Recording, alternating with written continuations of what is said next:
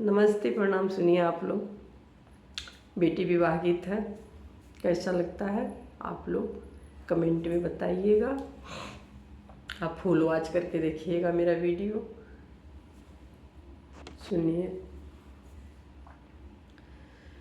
कहाँ से आवेला लवंगी बनिया, कहाँ से जाए फरी बनिया, कहाँ से जाए फरे बनिया, कहाँ से आवेला लवंगा बनिया, कहाँ से जाए फरे बनिया, कहाँ से जाए फरे बनिया।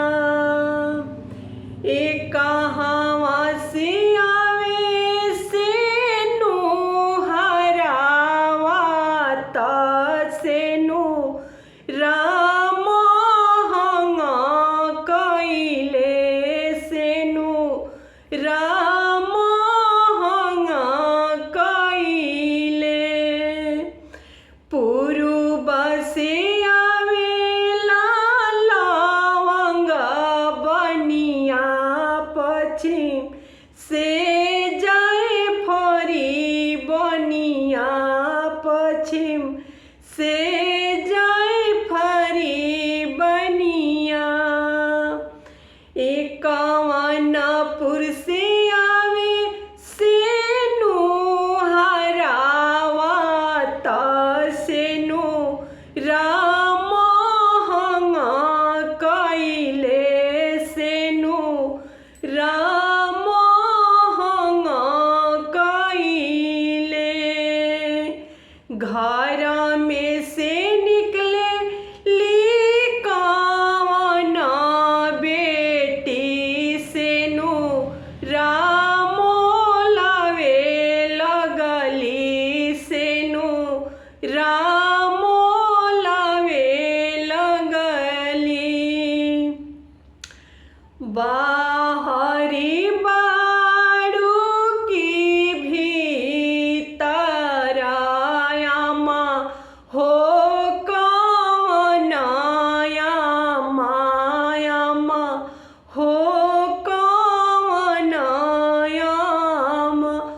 अरे अमा की नीले से राके राम बेचस से राम बेच।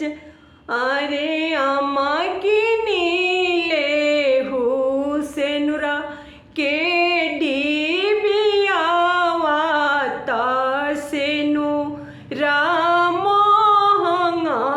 कैले से राम कैले से राम